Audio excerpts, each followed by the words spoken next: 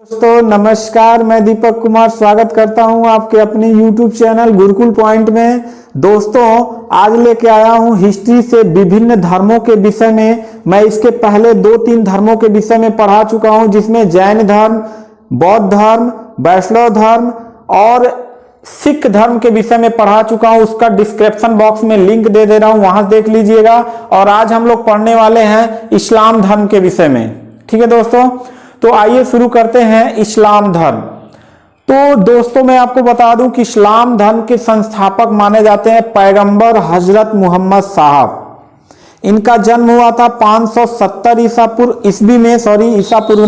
में मक्का में हुआ था। कहां पे? मक्का में हुआ था। यहां से बहुत सारे प्रश्न पूछे जाते हैं, इसलिए आपको ये वीडियो शुरू से अंत तक जरूर देखिएगा। यहां देखिए, मैंने इस्लाम धर्म के संस्थापक पैगंबर हजरत मोहम्मद साहब, ठीक है, के बारे में बता रहे हैं। या इनका जन्म हुआ था, एक कबीला होता था मक्का में, उस कबीले में जनजातियां होती थीं। उन जनजातियों में हमेशा जो है आपस में युद्ध होते रहते थे, हमेशा युद्ध होते रहते थे। और हजरत मोहम्मद साहब का जब जन्म हुआ और जब बड़े हुए तो उन्हीं जनजातियों को एक करने के लिए या बहुत सारे प्रयत्न किए। तो उन्हीं के बारे में आज जानेंगे। यहां देखिए, इनका छोटा सा परिचय देख लीजिए कि इनका जन्म मक्का में हुआ था। कहां पे? 570 ईस्वी में हुआ था। ये बहुत इंपॉर्टेंट है, पूछा जाता है हजरत मोहम्मद साहब का जन्म कब हुआ था? 570 ईस्वी में हुआ था। कहां पे हुआ था? मक्का में हुआ था। इस बात को हमेशा याद रखिएगा। अगर पूछ दे किस जनजाति में हुआ था, तो कुरैशी जनजाति में हुआ था। इनका जन्म जो था, वहां की जनजाति का नाम था कुरैशी जनजाति। और इनके बाबा थे हाशिम। हाशिम के पुत्र थे अब्दुल्ला, यानी कि हजरत मोहम्मद साहब के पिता का नाम अगर पूछ दे तो अब्दुल्ला, और माता का नाम पूछ दे तो अमीना। ठीक है दोस्तों, इतना याद रखेंगे कि इनका जन्म जो हुआ था वो मक्का में हुआ था, 570 ईस्वी में हुआ था, कुरैशी जनजाति में हुआ था। इनके दादा थे, यानी इनके पिता के पिता थे हाशिम के पुत्र अब्दुल्ला थे। अब्दुल्ला ही हजरत मोहम्मद साहब के पिता थे और इनके माता का नाम अमीना था। 25 वर्ष की अवस्था में इनका शादी हुआ था। किससे? खजीदा नामक औरत से शादी हुआ था। वह 41 वर्ष की विधवा औरत से शादी हुआ था। और जब 41 वर्ष की विधवा औरत से शादी हुआ तब इनका उम्र था कितना? 25 वर्ष था। इनके एक पुत्री हुई थी फातिमा, और फातिमा का जो हस्बैंड था, यानी हजरत मोहम्मद साहब के जो दामाद थे, उनका नाम था अली। और इस फातिमा का एक पुत्र पैदा हुआ अली का, जिसका नाम है हुसैन। ठीक है, याद रखिएगा, अली हुसैन लोग बोल देते हैं। हुसैन जो है अली के पुत्र हैं, यानी हजरत मोहम्मद साहब के जो दामाद थे उनका नाम था अली, और अली के पुत्र थे, यानी फातिमा का एक पुत्र था जिसका नाम था हुसैन। इनकी मृत्यु हो गया था 8 जून 632 ईस्वी में हुआ था। कहां पे? मदीना में। ठीक है, या मक्का छोड़ के मदीना चले जाते हैं, और मक्का छोड़ के मदीना जाना ही इस्लाम धर्म में हिजरत कहलाता है। आगे मैं अभी बता रहा हूं। ठीक है, तो यहां पे इनके अली की भी, इनके यानी जब ये मर जाते हैं तो इनका उत्तराधिकारी जो लोग होते हैं ना, उनको खलीफा कहा जाता है। ये भी प्रश्न बार बार पूछता है कि हजरत मोहम्मद साहब के उत्तराधिकारी को क्या कहा जाता है? खलीफा कहा जाता है। तो इनके दामाद को बैठाया गया, और इनके दामाद की मृत्यु हो गया था 661 ईस्वी में। और इनके पुत्र अली के जो पुत्र थे हुसैन, इनकी भी मृत्यु हो गया 680 ईस्वी में। और यहां पे यह धर्म जो था, इस्लाम धर्म जो था, वो 2 भागों में बंट गया, शिया और सुन्नी। जो सुन्नी धर्म के लोग थे वो हजरत मोहम्मद साहब के जो धार्मिक संदेश थे, जो ज्ञान थे, यानी उनके आदर्शों को मानने वाले लोग थे। और शिया धर्म के लोग जो हैं वो अली, यानी उनके दामाद जो थे, उनके आदर्शों को मानने वाले थे। और यहीं से जिस प्रकार से जैन धर्म श्वेतांबर दिगंबर में बटा था, बौद्ध धर्म हीनयान महायान में बटा था, इसी प्रकार से इस्लाम धर्म शिया और सुन्नी में बट गया। ये दोनों लोग पैगंबर हजरत मोहम्मद साहब के जो दामाद थे उनको मानने वाले लोग शिया धर्म के मानने लगे और सुन्नी वाले हजरत मोहम्मद साहब को आदर्शों को मानते थे। इसीलिए दोनों लोगों में हमेशा जो है द्वंद्व चलता रहता है। ठीक है दोस्तों, आगे देखते हैं, इनके शिक्षा के बारे में जानते हैं कि इनका क्या है। देखो प्रमुख धर्म ग्रंथ इनका है क्या क्या, कुरान। कुरान जो एक चीज ध्यान रखिएगा, पैगंबर हजरत मोहम्मद साहब जो थे ये पढ़े लिखे नहीं थे। ठीक है, ये पढ़े लिखे नहीं थे, उनके अनुयायियों ने ये चीज, वो जाते थे एक गुफा में, एक फरिश्ता था जिब्राइल, एक गुफा था, ज्ञान की प्राप्ति इनको हुआ था 610 ईस्वी में। कहां पे, मक्का में हीरा नामक गुफा में हुआ था। ये जाते थे तो जिब्राइल जो फरिश्ता थे वो ईश्वर का संदेश लेके आते थे, और जब ये गुफा से आते थे तो अपने अनुयायियों को बताते थे, और उनमें अनुयायियों ने उसको जो है लिखने का काम शुरू किया। तो प्रमुख धर्म ग्रंथ है कुरान। कुरान का अर्थ होता है ईश्वरीय आदेश।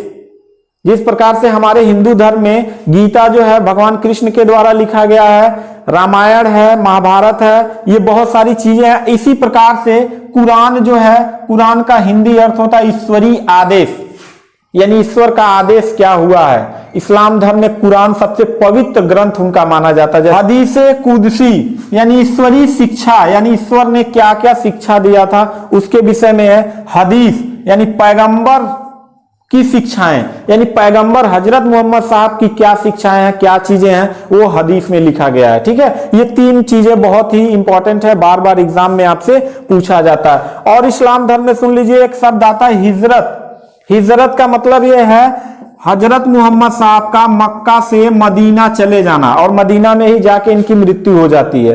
तो मक्का से मदीना चले जाना इस्लाम धर्म में हिजरत कहलाता है। क्या कहलाता है, हिजरत कहलाता है। यानी यह हिजरत जो है इस्लाम धर्म के प्रत्येक व्यक्तियों को माना जाता है कि एक बार मक्का की अगर मदीना की यात्रा कर लेते तो उनका जीवन जो है सार्थक हो जाता है। 28 जून 622 ईस्वी में यह हिजरी संवत चला था, यानी इसी दिन 28 जून 622 ईस्वी को यह मक्का से मदीना चले जाते हैं, और इसी दिन को हिजरत संवत चलता है, अर्थात कैलेंडर जारी होता है। इस प्रकार से अगर पूछ दे इस्लाम धर्म में कौन सा संवत चलता है, हिजरी संवत चलता है।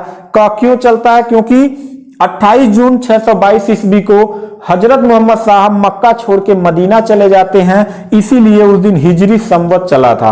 आगे इस्लाम धर्म में नमाज, दिन में 5 बार नमाज पढ़ने की परंपरा है, और नमाज हमेशा लोग पश्चिम दिशा में मुख करके, पश्चिम में ही अरब कंट्री है, उधर मुख करके लोग अल्लाह को याद करते हैं। और जकात, जकात का मतलब होता है दान करना, यानी जितना कमाए हैं उसके 10वां हिस्सा 1/10, यानी कि अगर आपने 10 रुपया कमाया है तो 1 रुपया गरीब और मजलूमों को दान करना है। ठीक है, इसी को जकात को हम जिहाद भी कहते हैं। जिहाद का अर्थ अलग हो गया है अब। जिहाद का मतलब होता है कमजोर और मजलूम लोगों की सहायता करना, जिहाद कहलाता है।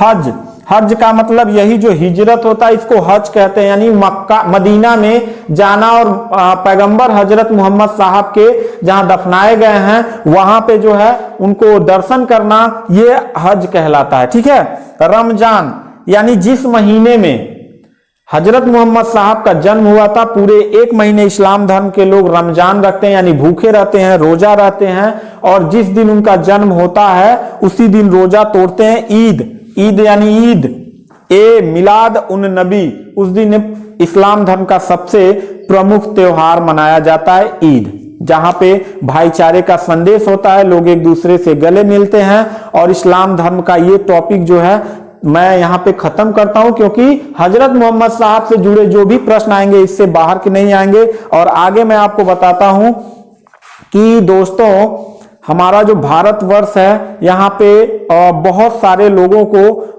धर्मों के खिलाफ हमारे जो राजनीतिक दल हैं और बहुत सारे ऐसे जो बेहुदे और कमीने टाइप के लोग हैं, वो इस्लाम धर्म में भी कमीने टाइप के लोग हैं, हिंदू धर्म में भी कमीने टाइप के लोग हैं। हर धर्म में 1% एकदम कमीने टाइप के लोग हैं, बेहुदे टाइप के लोग हैं, और वो 1% के चलते पूरे कौम को गाली सुननी पड़ती है। जैसे एग्जाम्पल के रूप में मैं थोड़ा सा इस्लाम धर्म के बाद खत्म करता हूं, आगे मैं अपनी बात रखता हूं कि अगर मान लीजिए कोई मंदिर है और कोई मस्जिद है, अब यहां भारत के लोगों को लड़ाना बहुत आसान काम है।